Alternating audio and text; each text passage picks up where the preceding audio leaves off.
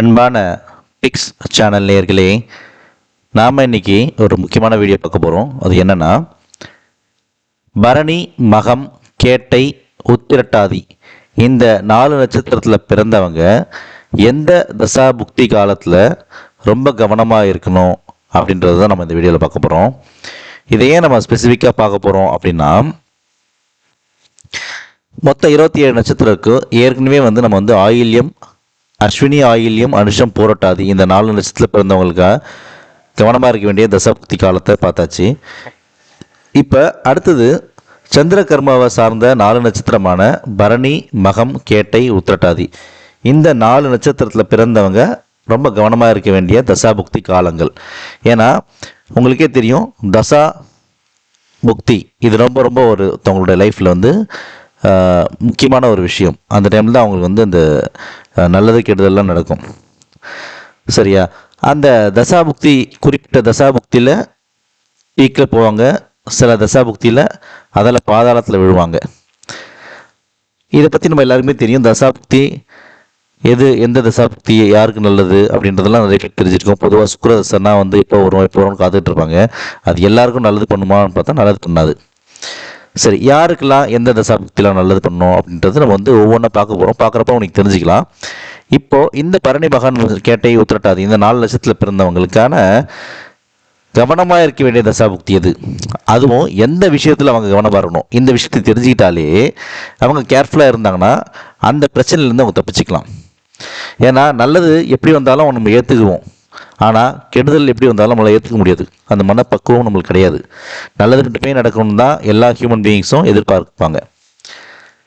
அப்படின்றப்ப நாம் குறிப்பிட்ட எந்த விஷயத்தில் அதாவது அந்த குறிப்பிட்ட நட்சத்திரக்காரர்கள் எந்த விஷயத்தில் கவனமாக இருக்கணும், எப்பயுமே அதுவும் எந்த தசாபுக்தியில் கவனமாக இருக்கணும் அப்படின்னு தெரிஞ்சுக்கிட்டா அவங்க லைஃப்பில் அந்த தப்பு பண்ணாமல் அவங்க தப்பிச்சுக்கலாம்ல.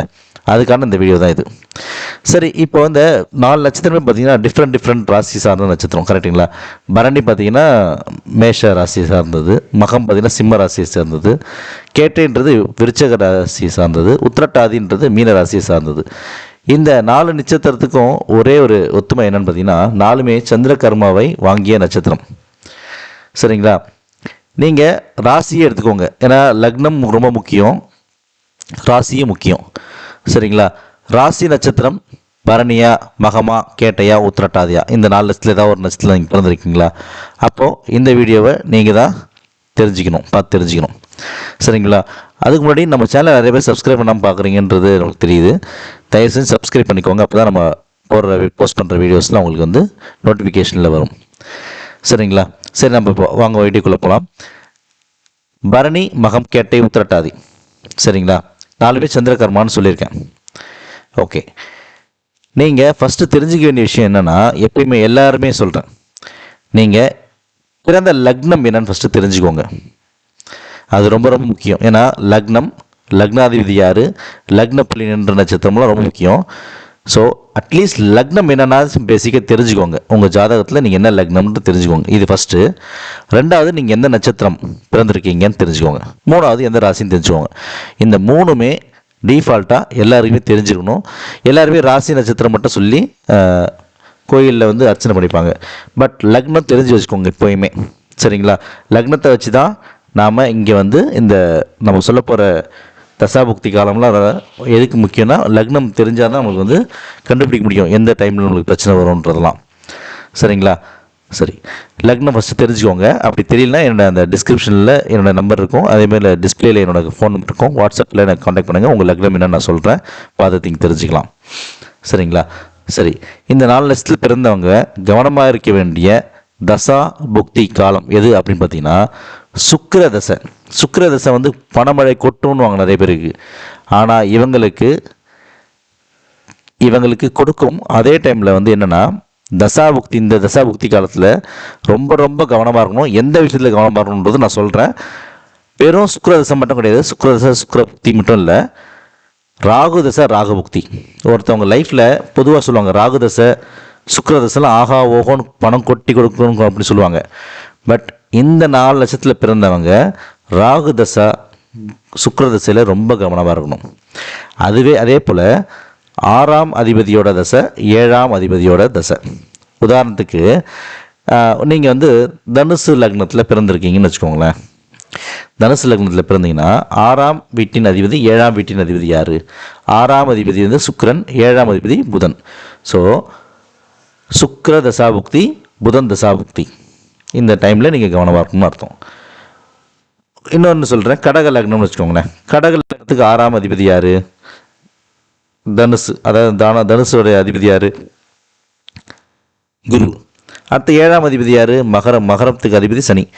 அப்போது குரு தசாபுக்தி, சனி தசாபுக்தி, இந்த 2 தசாபுக்திலையும் கவனமாக இருக்கணும்னு அர்த்தம். ஸோ ஃபஸ்ட்டு நீங்கள் லக்னம் என்னன்னு தெரிஞ்சுக்கோங்க. அந்த லக்னத்துக்கு 6ஆம் அதிபதி 7ஆம் அதிபதியோடைய தசாபுக்தி காலத்தில் நீங்கள் கவனமாக இருக்கணும். அதே போல் கண்டிப்பாக நீங்கள் கவனமாக இருக்க வேண்டிய பீரியட் எது பார்த்திங்கன்னா சுக்கிர தசாபுக்தி, ராகு தசாபுக்தி. சரி, எந்த மாதிரி விஷயத்தில் உங்களுக்கு பிரச்சனைகள் வரும் அப்படின்னு பார்ப்போமா? சைக்காலஜிக்கலாக நிறைய பிரச்சனைகள் வரும். மைண்டு டிஸ்டர்ப் ஆகும், பித்து பிடிக்கிற அளவுக்கு பிரச்சனை போகும். சில பேர் ஏதாச்சும் ஒரு விபத்தில் கோமாவுக்கு போவாங்க. So brain attack, brain injuries, brain problem, neurological disorders, இந்த மாதிரி வந்து மூளை சம்பந்தப்பட்ட பிரச்சனைகள்லாம் வரும். நீர் சம்பந்தப்பட்ட நோய்கள் வரும். ஓகேங்களா? அதே போல் பார்த்திங்கன்னா வந்து நீரில் வந்து கண்டம், தண்ணியில் கண்டம் சொல்லுவாங்கள்ல, அந்த டைம் பீரியடும் இது தான்.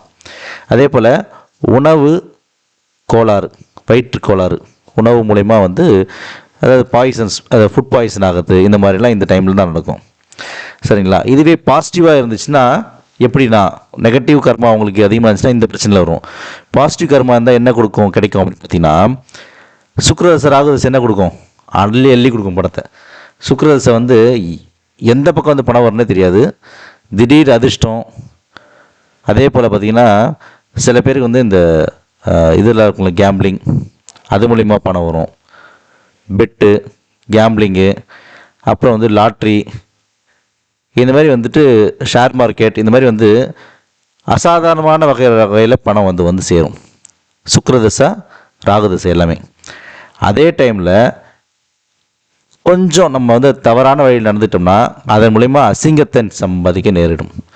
ஜெயிலு, கோர்ட்டு, கேஸுன்னு அலையிற மாதிரி இருக்கும். ஏதாச்சும் போய் தேவையில்லாமல் மணி ஸ்கேமில் போய் மாட்டிப்போம்.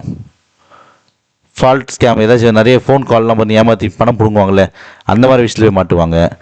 ஸோ உங்களுடைய கர்மாக்கு ஏற்றபடி நீங்கள் பாசிட்டிவ் கர்மா உங்களுக்கு அதிகமாக இருந்துச்சுன்னா பாசிட்டிவான விஷயம் நிறைய நடக்கும், நெகட்டிவ் கர்மா இருந்துச்சுன்னா நெகட்டிவ் விஷயமும் நடக்கும். ஸோ ஓஹோன்னு கோடீஸ்வரனா ஒன்றுமே இல்லாதவங்களும் கோடீஸ்வரன் ஆகும் இந்த டைம் தான். அதே டைமில் ஓஹோன்னு இருந்தவங்க ஒன்றும் இல்லாமல் அதில் போயிடுறதும் இந்த டைம் பீரியட் தான். ஸோ கவனமாக இருக்க வேண்டிய தசாபுக்தி காலம் இது. நான் ஃபஸ்ட்டு சொன்ன மாதிரி பிரச்சனைகள் வந்து எந்தெந்த பிரச்சனையில் வரும்னு சொன்னேன். சைக்காலஜிக்கல் பிரச்சனை, மன உளைச்சல், பணம் போச்சுன்னா மன உளைச்சல் வரும்ல. ஸோ நாம் வந்து கவனமாக இருந்தோம்னா எங்கேயோ போயிடுவோம். அலட்சியமாக ஊதாரித்தனமாக இருந்தோம்னா இந்த பிரச்சனைகள், இந்த அசிங்கத்தெல்லாம் சம்பாதிக்க நேரிடும். யார்? பரணி, மகம், கேட்டை, உத்திரட்டாதி, இந்த 4 நட்சத்திரத்தில் பிறந்தவங்க. சரிங்களா? அந்த 4 நட்சத்திரம் எந்த ராசியும் தெரியும். லக்னத்துக்கு 6ஆம் அதிபதி 7ஆம் அதிபதி தசாபுக்தி காலம், இது எல்லா டைமுமே நீங்கள் கவனமாக இருக்கணும். ஏற்கனவே இந்த நட்சத்திரத்தில் பிறந்து இந்த தசாபுக்தியில் வந்தவங்க, கிராஸ் பண்ணி வந்தவங்க யோசிச்சு பாருங்கள் என்ன மாதிரி பிரச்சனை நீங்கள் சந்திச்சிங்கன்னு. நான் சொன்ன பிரச்சனைகளில் சந்திக்காமல் அந்த உங்கள் லைஃப் டைமில் அதை கிராஸ் பண்ணி வந்திருக்கவே மாட்டீங்க. சரிங்களா? சரி, இந்த வீடியோ உங்களுக்கு பிடிச்சி நினைக்கிறேன். பிடிச்சிருந்தால் லைக் பண்ணுங்கள், ஷேர் பண்ணுங்கள், மறக்காமல் நம்ம சேனலை சப்ஸ்கிரைப் பண்ணுங்கள். இந்த வீடியோவை உங்கள் ஃப்ரெண்ட்ஸ் சர்க்கிளுக்கு, இந்த ஸ்டார் ரிலேட்டட் ஃப்ரெண்ட்ஸ் சர்க்கிளுக்கு ஷேர் பண்ணுங்கள். Thank you all.